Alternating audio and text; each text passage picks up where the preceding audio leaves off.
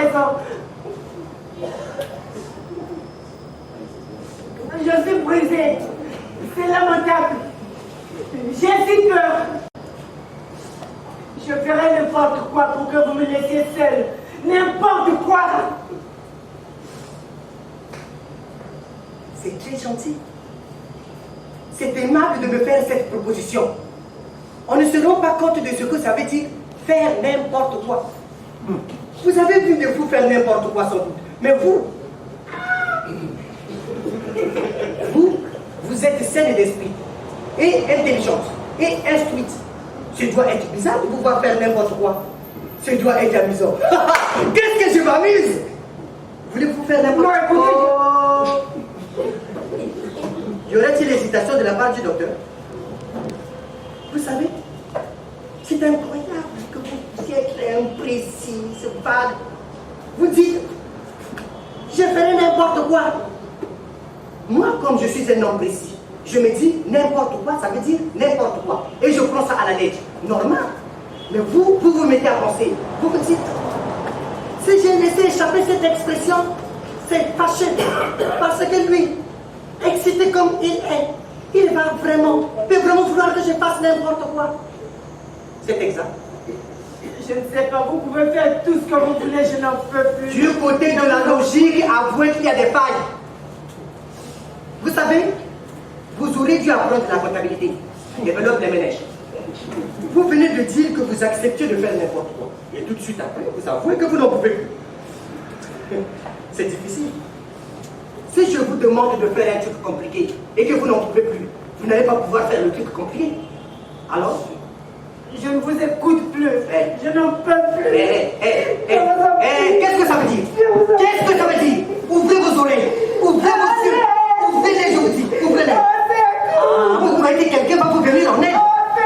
Vous croyez que quelqu'un va vous venir en aide? Je ne sais pas. Vos voisins vous entendent ici? Je ne sais pas. Il y a quelqu'un près d'ici? Je ne sais pas. Vous croyez que les gens l'appliquent comme ça lorsqu'on crie au secours? Je ne sais pas. Ça vous ferait plaisir ce jour-là? Je ne sais pas. Je ne sais pas. Vous n'avez vu ça? Ignoble brute. Sinistre insipitude. Non, j'en souffrirai. Je me déchirerai le visage avec mes ongles et boirai le sang qui coulerait. Je serai ce point d'incontrôlable sanglant et je hurlerai comme une louve blessée parce que votre départ serait comme un trou percé dans mon cœur vivant.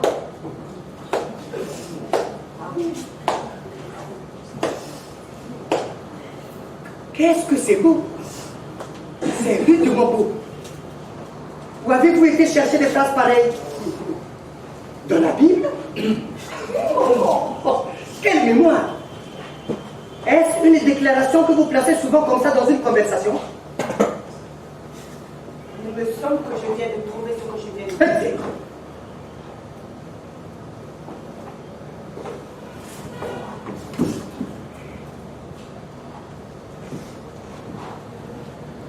Montez sur la table. Ah. Pourquoi? Ne posez pas des questions comme ça. Vous verrez bien. Je vais monter pourquoi? Vous deviez aller chez les amis pour faire de la musique. Non? De quel instrument jouez-vous? De l'harmonica? Du corps de chasse? Je chante. Oh, je savais. Alors, vous allez monter sur la table et vous allez chanter quelque chose. Ça me fait plaisir. Vous pensez que je peux? Et que vous croyez que je suis en état de chanter? Et moi, vous croyez que je suis en état de vous écouter? Et pourtant, je vais vous écouter. Montez.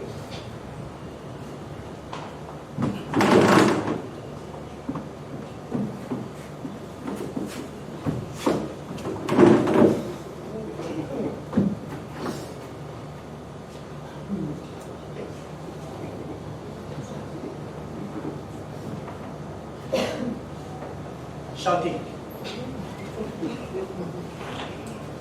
Chantez. Je ne peux pas, aucun son ne sortira de ma voix. Je ne pourrai pas. Essayez. Alors, j'attends. J'attends. C'est impossible, je ne peux pas. Mais c'est effrayant cette mauvaise volonté. Qu'est-ce que ça signifie, je ne peux pas? Hein? Vous n'essayez pas vraiment. Oh, ça m'énerve. Chantez. Mais chantez, mon Dieu!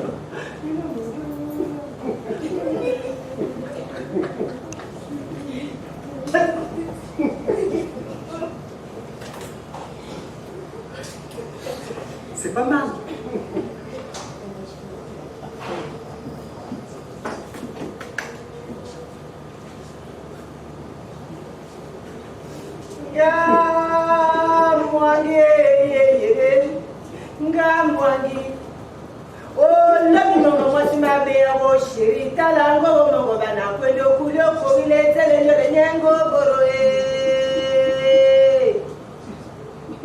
nga mwangi nga mwangi okomata walo milonga borasi mata wandu warakalo abia makile atsangira tinga tuso zange mwangi mwangi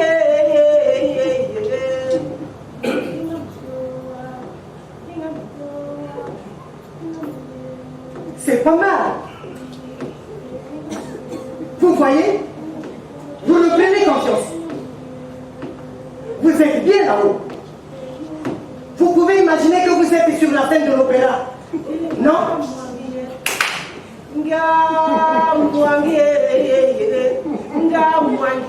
Abia baba kwa ndara da nyoso tsambe mbele songo mobe wo sati dara da le ko nyire hilo zeni mandani abia ke mo pe bilu marambaka ngawale mwana sobe mapata ma ure logo buso wanga abia buso wanga le kula ubolo kwa limbolo mwangi mwangi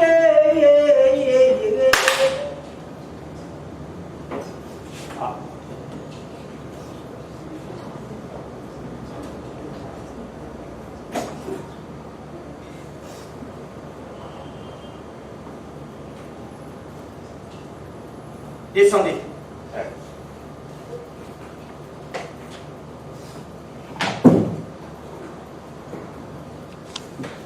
Racontez-moi un peu votre vie. Vous savez tout. Tout. Vous voulez rire? Je suis certain qu'une femme comme vous a tout un tas de choses à raconter. Je ne sais rien. Vous savez tout de ma lâcheté, de mon impuissance à vous venir en aide, de mon immense prétention. Oui, je pèse mes mots.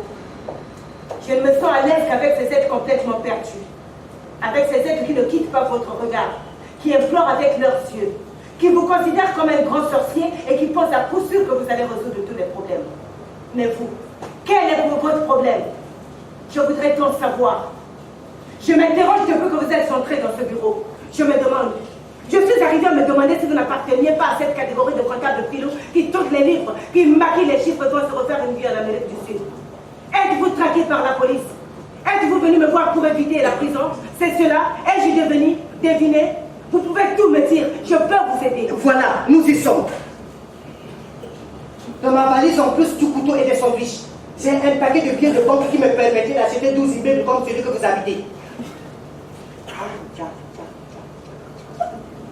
Je suis démasqué. En simulant la folie et en vous inquiétant, je voulais me donner une chance de m'en sortir. Vous avez une chance, et sérieuse. Je vous en donne ma parole. Vous croyez? Je vous l'affirme. Et je suis tenue par le secret professionnel. C'est que, voyez-vous, j'ai été surpris au moment où j'ai ramassé les billets pour les entasser dans ma valise. Et puis, comment vous le dire? Je me suis senti menacé. Alors, j'ai sauté sur le type et je l'ai. Il est mort? Oui. Il y a combien de temps? Combien de temps quoi? Que je vous fais marcher? Il y a bien 2 minutes. 2. Mais tout est faux, c'est cela? C'est faux. Écoutez, c'est de votre faute aussi. Vous me donnez des idées. C'est rudement tentant. Vous allez chercher une histoire d'escroquerie. Forcément, moi, ça me plaît. Je trouve ça drôle. Alors, je bloque. Regardez dans ma valise. Il n'y a rien dedans. Regardez. Venez regarder. Mais regardez, mon Dieu. Vous voyez? Où sont-ils passés les billets de banque? Où sont-ils passés? Laissez-moi. Je n'ai pas qu'une hypothèse. Je ne vous ai pas accusé. J'ai interrogé, c'est tout. Arrêtez. Vous me cassez les oreilles. Vous êtes vraiment bête, quoi. Quelle couche. On vous fait avaler n'importe quoi. Mais quand voulez-vous que je fasse? Est-ce que vous me laissez le temps de réfléchir? Le temps de comprendre? Que puis-je faire? Qu'allez-vous faire de moi? Finissez-en. Si cela vous fait plaisir de me terroriser, alors bravo, c'est gagné. J'ai eu très peur. Maintenant, je veux que vous en finissiez. On finit. Juste au moment où vous me suggérez de si belles histoires, vous vous rendez compte? S'il y avait plein d'argent dans ma valise, on aurait partagé. Et puis lors de mon procès, vous auriez dit que je suis dingue, que j'ai fait un peu de joie avec les billets et que j'ai dansé autour des cendres.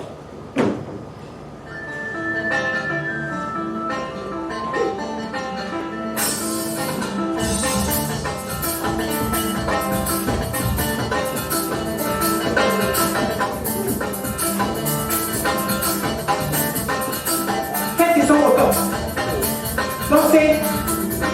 Dansez, mon Dieu!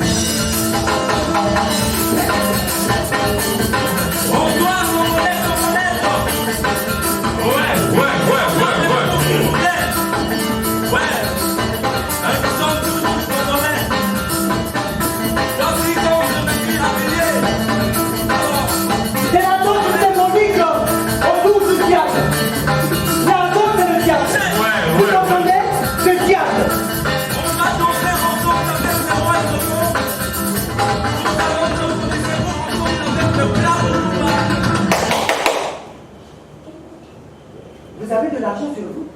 Non. Oui, j'ai un carnet de chèques et très de lui. Très peu. Mais si vous voulez... Arrêtez! Vous me faites frémir. Je suis un fou, un obsédé sexuel, un escroc, un maître chanteur. Et puis quoi encore? Mais aidez-moi! Vous n'êtes rien de tout cela. Vous jouez. J'avoue que je n'ai pas la force. Ou plutôt que je ne suis pas douée pour jouer ce jeu. Vous ne m'avez pas expliqué les règles. Je ne sais pas si vous en prenez conscience. Mais ces violences, ces menaces, ces insultes, cela regarde la police et non pas les médecins. Je vous assure que si vous partez maintenant, je ne ferai rien pour vous dénoncer. Je ne raconterai rien. Vous pourrez me croire. Il ne vous arrivera rien. Je vous le promets, je vous le jure. Et je suis tenue par le secret professionnel. Je suis touché. Je vais vous dire un truc tout net. On a de bonnes paroles. Ça fait du bien. Avant de partir, je vais vous demander un petit service. Puis-je? Bien sûr. Votre magnétophone marche-t-il? Oui. Vous pourriez enregistrer pour moi une petite phrase, comme souvenir, vous comprenez? Que voulez-vous que je dise? Je vais vous souffler un message. Il faut toujours délivrer les messages. Ça réconforte tout un tas de gens.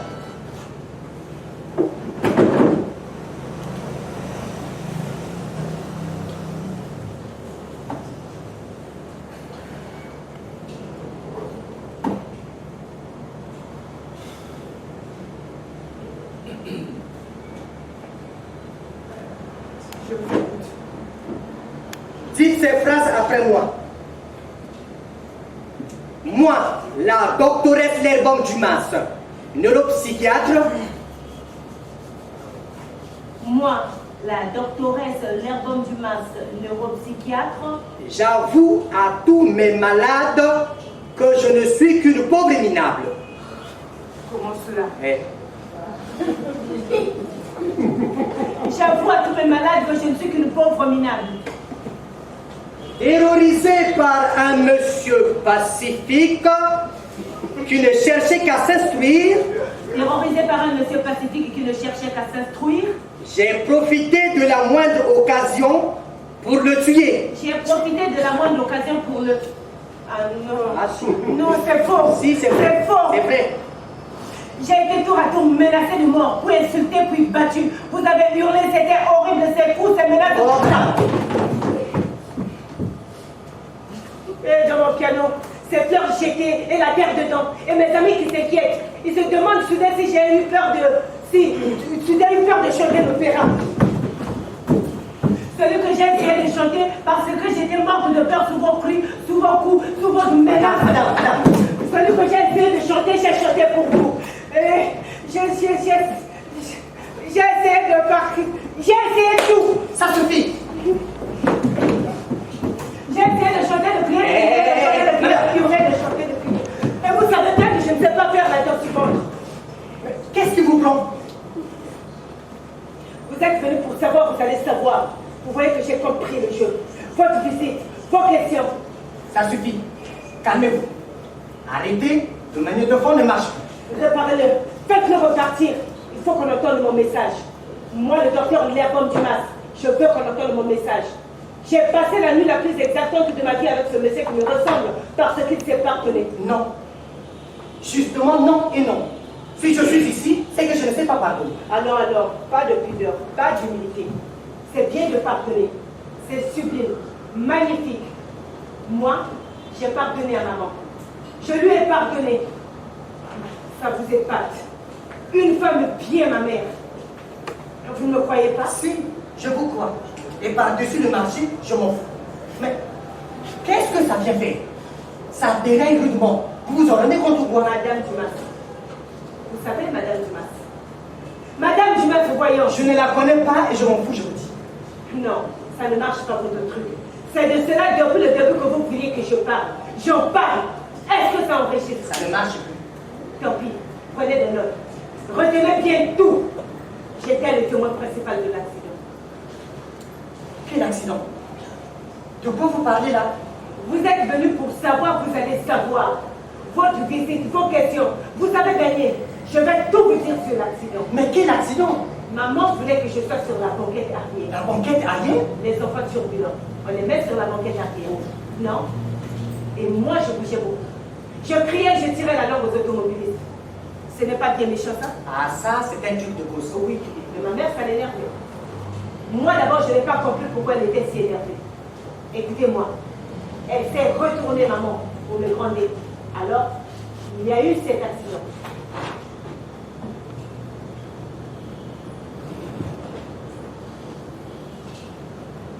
Cette femme heurtée par la voiture. On l'a vue inanimée avec le sang. Peut-être qu'elle n'était pas morte. Mais nous sommes repartis très vite. Et maman disait, tu n'as rien vu. Tu n'as rien vu, tu n'as rien vu. Si tu dis que tu as vu quelque chose, je ne t'aimerai plus. Tu m'entends? Je ne te parlerai plus et tu ne seras plus ma vie.